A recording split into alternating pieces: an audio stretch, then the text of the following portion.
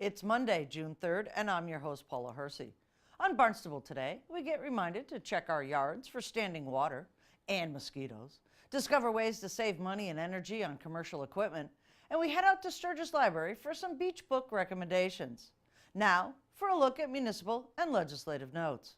The Greater Hyannis Civic Association will hold a meeting tonight, June 3rd at 6:30 p.m. at the Barnstable Town Hall Hearing Room for a forum on the Barnstable County Fire Training Academy.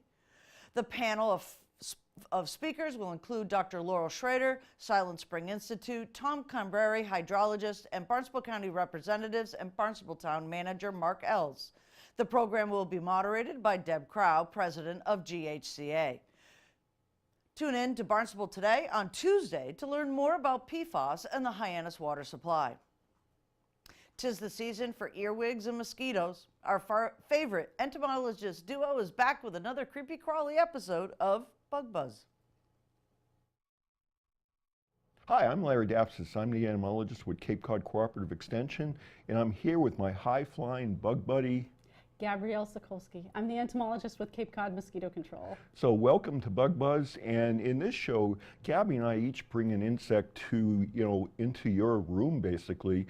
You may have seen them, know something about them, but we're going to fill you in on a lot of other interesting details to kind of round out how these things make their living. So today, Gabby, what do you bring into the party?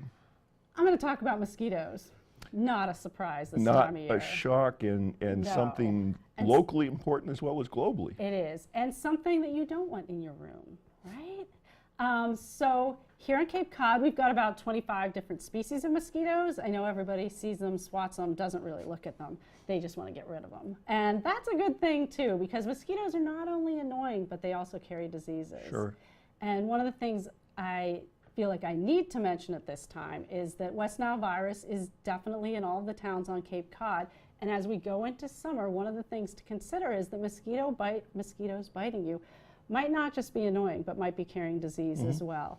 Last year on Cape Cod, we had a few people who got West Nile virus who had symptoms that were severe enough for them to seek medical assistance. So something to keep in mind, not just ruining your barbecue, but also maybe causing you illness as well. But we also have a threat of triple E. We do, more off Cape than on Cape. This season is definitely ramping up to be a busy season for mosquito control. We had a lot of water, a lot of rain, even in the fall. The swamps were all wet, and coming through the winter, it was a mild winter. Everything stayed wet, everything stayed mild. The mosquitoes are moving along quickly, and my crews are out right now sampling for mosquitoes, and they're finding them everywhere they go. So you're finding larvae out there in the Larvae pools. and pupa. So a couple sunny days, and it looks like today might finally be sunny. They're going to be flying soon. So one of the things that I'd like to remind people this time of year is that you can do something to control mosquitoes on your own property. Mosquitoes lay their eggs in standing water or around standing water. The larvae hatch from those eggs, and they live in the standing water. The pupa that develop from those larvae also in standing water. You can see my theme here, standing water. What you don't want in your yard is standing water. In the gutters, on the tarp that's over something in your yard, in any buckets outside, any standing water is mosquito habitat. So it's even a small amount of water can generate... Even a small amount, like a little jar, Okay, so like you have here. can fill up with mosquitoes rather quickly. That's a mosquito factory I'm looking at right That's there. a mosquito factory, and those were collected last week, so in May on Cape Cod. Okay, so if you're managing your standing water, there's really no need to spray for them. No, you should be able to control mosquitoes in your yard, and the mosquitoes that come out at dusk and at nighttime are freshwater mosquitoes. Those are mosquitoes that don't fly very far. They're coming from your yard, or as everybody who calls me tells me, their neighbor's yard. Mosquitoes that bite you during the day are coming from salt marshes. They'll fly for up to 5 miles, and they're aggressive biters, middle of the day biting you. What you can do if you have mosquitoes like that is give Cape Cod Mosquito Control a call. We're paid for in your taxes. We're a quasi-state organization. You pay for our services. If you have a mosquito problem, my crews will be sent out to take a look and find out where those mosquitoes are coming from. And if you were going to treat bodies of water, what are the types of chemicals that you guys are using? For the most part, we're using a bacteria, Bacillus thuringiensis israelensis. So you're BTI. going biological. Biological all the way. This is Cape Cod. All right, very good. Thanks. So, all right, the transition from mosquitoes now to things that are kind of on the ground and in the soil. What I'm going to talk about today are earwigs, okay? And earwigs, as we've talked about, they look rather menacing. You see, that long body, those pincers that look like they can really do some serious stuff. These guys, they do have wings, but they rarely fly. And if they do take flight, they're actually kind of clumsy flyers, so they're better off being on the ground.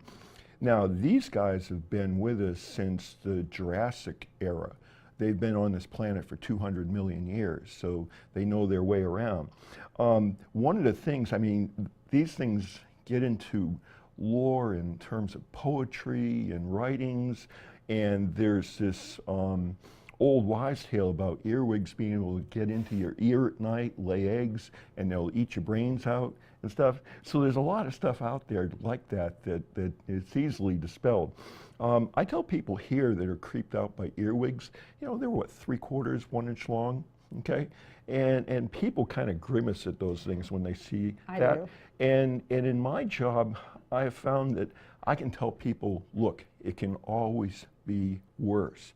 Let's say you lived in Taiwan, for example. Take a look at an earwig that's 6 inches long, okay? That might change your point of view. Now, how do these things make their living? They're omnivores.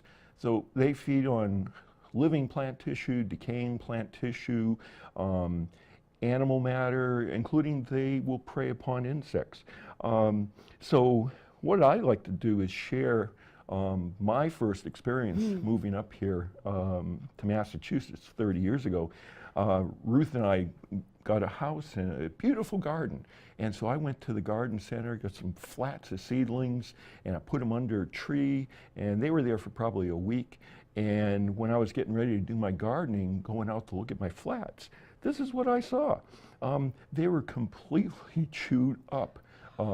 Yeah, take a look at this picture here. They're amazing. So I didn't know quite what was going on till I lifted up the flat and saw our earwigs, a bunch of earwigs underneath it. So lesson learned. I was putting my flats now on picnic table or get them up off the ground. But you see quite a bit of damage on other plants. So like this basil plant, they'll feed on flowers. They'll even feed on fruits like strawberries, but they might not eat the whole strawberry, but they're going to introduce decay organisms that's going to allow that thing to break down fairly quickly. If they are a reoccurring problem in your garden, you can always resort to a easy fix spinosad. So you go to a garden center and get Captain Jack's Dead Bug Brew. Pretty effective stuff, very safe. You just don't spray it on the flowers themselves. But those formidable looking pincers, yeah, they can actually use them. So if you put them in a situation where they're in a defensive mode, like we're showing here, it's got its abdomen curved up over the top of its body, pincers extended, and it's also spraying a very foul smelling liquid at the same time.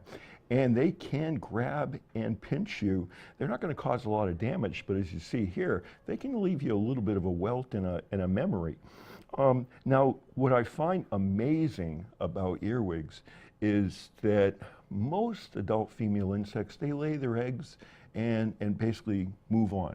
So it's kind of like your mosquitoes, they lay their eggs in a raft, and kids, you're on your own, have a nice life. What earwigs do, they have this maternal behavior, which is very rare in a non-social insect, unlike, bumblebees and other things. So mom will lay her eggs, and she, as we see here, she stays with them to protect them from predators. And even when they hatch out into those little nymphs, and she stays with them still. And earwigs, they molt about 5 times from newly hatched to being an adult, and that mom will stay with those earwigs until they've molted twice. They're almost like 1/3 the way grown. It's like, you're living with them until they're 12 years old, and then it's like, okay, move on, have a nice life. So that's it with this segment of Bug Buzz. Stay tuned for more interesting stuff in the future. Looking for some recommendations for the beach or a chilly June evening? Well, Sturgis Library Corey Fahrenkopf has some book recommendations for everyone in every genre. We're back to Sturgis Library for some more book recommendations. It's going to be summer sooner than we know, and Corey Fahrenkopf, Adult Services Reference Librarian Extraordinaire. Yep. You've got a lot of different books here, something for everyone. Yeah. And it is kind of that time where people kind of reconnect with reading as the summer starts to kick off and they're looking for some beach reads or they're looking for, you know, some summer evening reads. What do we have today? Ooh, we've got a lot of stuff. I should say books because stuff is very vague. So today I want to talk about 4 books I've read and 2 books I'm really excited to read because I feel like it's also really important to be like, this is what I'm excited about. So hopefully you will be excited about it. First we have A People's Future of the United States by Victor Laval and John Joseph Adams. Like I said, I haven't read it yet, but I'm super excited to read it. It's an anthology of short stories. The editors basically gave the prompt of, what do you think America's going to look like in the near future or the distant future, and see what you come up with. And it's got some of the best science fiction and fantasy writers of today doing it. There's some great humor in it. There's some really dark stuff in it. There's some utopia. There's some dystopia, climate change, social change. It's excellent, and I'm super excited to check it out. Wow, that sounds great. All right. And also, short stories are great because, like, if you're sitting on the beach and you're like, I have half an hour or an hour, you can crank out one short story and have the experience of like a full story, as opposed to being like, I can get a chapter, I can get 2 chapters. Right. So I like to pitch that of like, this is why you should read short stories. Excellent. Great advice. Yeah. Next we got Exit West by Mohsin Hamed. This one I did read. This is a very relevant story right now, and it's also very short. Or not very short, but it's a shorter novel, so you can crank this out in a couple of sittings, and that's always like a wonderful feeling. But it's a story about a man and a woman who fall in love, but they're in a Middle Eastern country that is going through all the struggles that a lot of Middle Eastern countries are going through now. So it really deals with the refugee crisis, but it takes it in a magical realist sense where these 2 lovers essentially find a doorway that leads them out of their country that's currently being bombarded and under political upheaval, and they go through this door and it leads them to somewhere better. And all around the world, these doors are opening up, so all these refugees are able to kind of move away from these imperiled areas and keep moving through different areas of the world. So you'll see them kind of like go from the Middle East to Europe to America, and these doors are all over the place. So it's kind of like a cool look at how refugees are. It's kind of it's a good look into how refugees are affected by what's going on politically around the world right now, and also thinking of like positive outcomes. Right. Yeah. Yeah, that sounds wonderful too. It's a big book club book right now, so like everyone's kind of grabbing it, and it's beautifully written. Next we got Red Clocks by Lainey Zumas.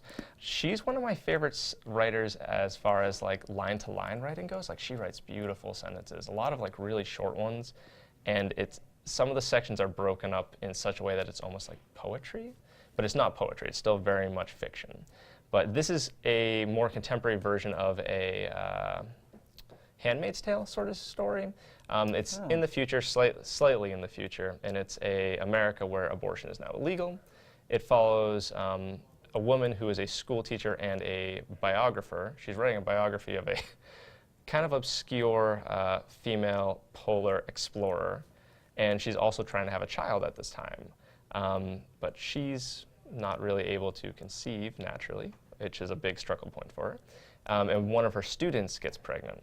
And her student also doesn't know what to do at the moment, and they kind of have to like work together to support each other. And it's like a beautifully told story, and it's also kind of going back to A People's Future of the United States. It's kind of looking at like the possibilities of like what could happen, but beautifully written. Wow. We've got The Cassandra by Sharma Shields. Yeah. This one is a retelling of the Cassandra myth. You know the Cassandra myth? It's basically a woman who is cursed to, she's able to tell the future completely accurately, but no one will ever believe her. Yeah, and it applies that idea to the people who are developing the nuclear bombs before World War II. Wow. So the woman who is working in the factory under the scientist is like, hey, I see all the destruction that's going to happen. I'm warning you, and no one will listen. So you get a really interesting view into that section of history, into the development of the bomb and the people who are working on it, and also the idea of like prophecy and essentially like early warnings and how they're ignored. So cool read there. Great. This is what I'm reading right now. And this is for all the horror fans out there, because I know there's so many of you. And I actually hope there's tons of you. That'd be great. Nathan Ballingrud's Wounds. It's a collection of short stories. The title story, Wounds, was made into a movie called Wounds with Armie Hammer in it. That's coming out soon. But it's 6 stories that are somewhere between Edgar Allan Poe, H.P. Lovecraft, Stephen King, and Joe Hill. Wow. Yeah, so it's got great atmosphere. He borrows a lot from noir literature, detective literature. Right now, the story I'm reading is like a pirate narrative, and it's like swashbuckling adventure meets this crazy mythos of these otherworldly angels. And, it's great. I can't speak highly enough about it. The language is beautiful. The atmosphere is super, super tense, super dark. It's got that kind of Poe, House of Usher feel sometimes. And it's being made into a movie, and there's nothing better than reading the story than watching the movie. So that's this guy. And then finally, we have The Heavens by Sandra Newman. So Sandra Newman is an amazing writer, and she's hilarious. Everything she writes has a good amount of like witty, dark humor in it. This is the other book that I haven't read yet, but this is the one that's going on my nightstand pretty soon once I finish Wounds. So The Heavens is equal parts a love story, what's the word I want to say? A meditation on the power of dreams and how that can affect your reality, and also a bit of historical fiction about the Dark Lady of Shakespearean sonnets. Yeah, there's a lot of stuff going on in it, but it's essentially there's a woman who meets a guy at a party, they fall in love, and she starts telling him about these reoccurring dreams she's had all her life where she basically inhabits the body of the dark woman from Shakespeare's sonnets. And at first, it doesn't seem like it's a super big deal, but whenever she wakes up, or as the story progresses, she starts waking up and the world around her is changing in accordance to her dream, and it seems like it's heading towards some sort of catastrophe, maybe. But I'm always into stuff that talks about like the world of Shakespeare and how it can like mimic or be mirrored in contemporary life. Right. So I'm pretty excited about it, and like I said, her humor is amazing. So if you're looking for a funny read with a little bit of historical stuff and some dream theory, give it a read.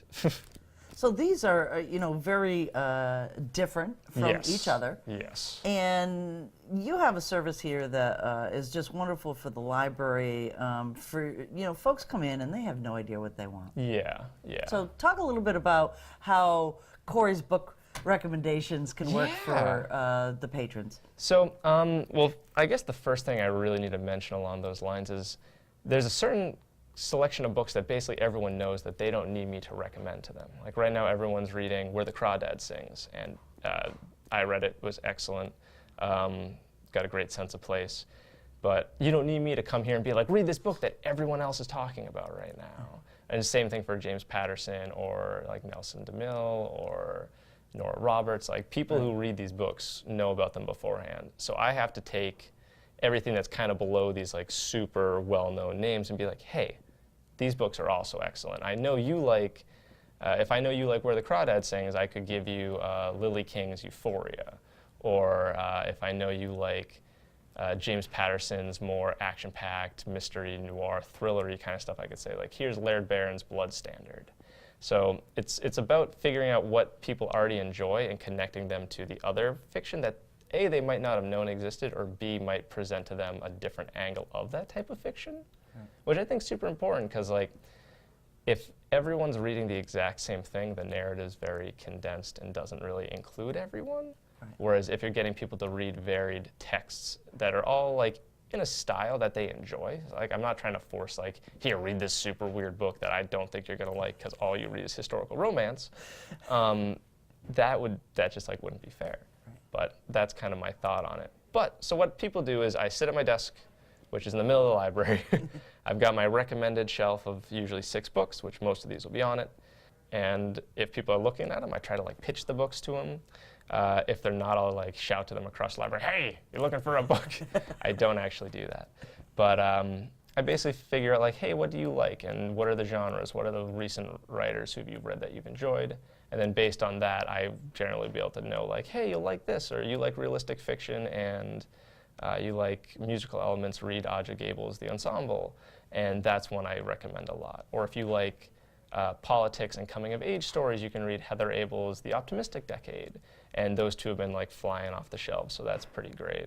But yeah, I mean, that's generally how I go about it. Does that make sense? It does make sense, Yeah. and what I liked about it is that you have the innate ability to steer somebody into a novel that they might not have picked up. Yeah, because you don't. Because The Ensemble was very, very good, and I Right? probably would have not picked that up. Yeah. And you had recommended that on our last visit, so fantastic. Great. Thanks so much, Corey. You're welcome, Paula. Cape Light Compact Senior Analyst Lindsay Henderson joins us in studio to highlight the special equipment incentives for businesses. Saving money and energy, even as a commercial business. With me today, Lindsay Henderson, Senior Analyst from Cape Light Compact. We're going to talk a little bit about commercial kitchens and how to save money and energy. Welcome to the show, Lindsay. Thank you for having me. So tell us a little bit about this program. I kind of thought maybe when we first started the discussion this morning it was just restaurants, but it's all commercial kitchens. Yeah, so any place, whether it's a restaurant, a nursing home, a school, any place that has commercial kitchen equipment, we have incentives available. And these incentives look really, really lucrative as well. There's some money to be saved here. So let's start with the program. What is it?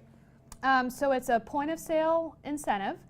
So we have a couple of participating distributors, or a few actually, on the Cape directly that participate in this. So any purchase that is made at one of the participating dealers, as long as it's an eligible purchase, you would get an instant incentive at the time of sale. At the time of sale, so At you the don't time of have sale. to actually mail those rebates There's in? no mail-in form. There is just a quick customer, form that we do ask to sign, the customers to sign, but you don't have to sign your life away and wait weeks for, a rebate in the mail. That is fantastic. So let's talk a little bit about why you would be replacing equipment. A lot of folks sometimes want to say, well, I could just buy the used equipment. There's, commercial kitchens going out of business. I could just pick up a fridge or an oven from them. Yeah, exactly. So obviously our job is to promote high efficiency equipment. So new high efficiency equipment, there's a lot of benefits that come with that versus purchasing used. So you're going to get the warranty with it. You're going to be able to have access to these incentives, which might actually bring down the cost to what you might pay for a used equipment. Right. Your energy savings, obviously where it's a high efficiency equipment, are going to be greater than if you purchase an older used piece of equipment. And some also benefits would be, some comfort for your staff. Because they're high efficiency, they might not put off as much heat, and therefore, we all know how hot kitchens get Right. in the summertime. So those are some benefits about purchasing high efficiency. Right. Let's talk about the equipment specifically. Ovens and refrigerators, great, we all know those, but there's other things that are in commercial kitchens, right? There is. So, you've got your fryers, you've got your hot food holding cabinets. We have ice machine incentives as well. So even, I think of like a hotel who has ice machines on every floor. We have incentives for those. Dishwashers, so high and low temperature dishwashers, there's incentives available. So it's really, anything that you might use in a commercial kitchen, double check to see if there's incentives available. Right. And let's talk a little bit about these incentives. We say incentives, but is it $25? No, so the lowest is, so it ranges from like $100 for maybe a dishwasher or a smaller size refrigerator. Up to like $2,000 for a combination oven. So it really is pretty substantial depending on what you purchase. Right.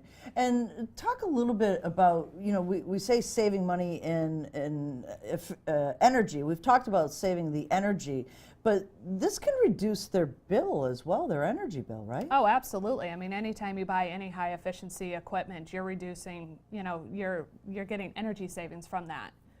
Dollars, as well as saving on your kilowatt hours. There's also some natural gas kitchen equipment that is provided by National Grid at the same participating dealers. So there's really a lot of options to save.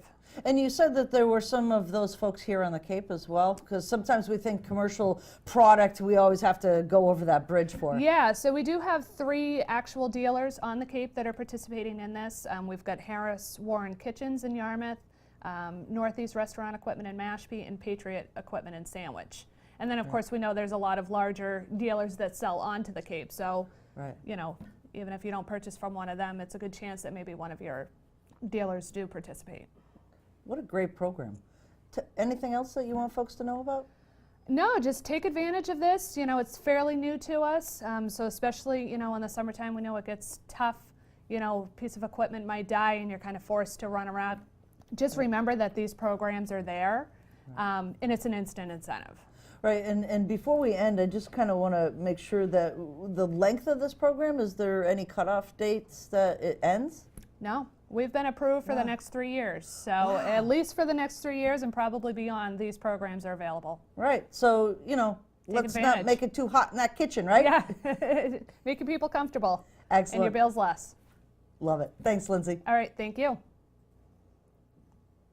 Vineyard Wind, in partnership with Cape Cod Community College, will offer an introduction to offshore wind and careers in the industry. The Offshore Wind 101 2-day course is being offered at Cape Cod Community College next week, and registration is still open. Offshore Wind 101 is taught by Chris Powicki, a member of the college faculty since 2007. Registration for the course is $49. Further information and registration are available at www.capecod.edu. Comments, suggestions, accolades, connect with us on Facebook, email us, or send us an old-fashioned note by carrier pigeon. Channel 18 works for you. I'm Paula Hersey, and thank you for watching Barnstable Today.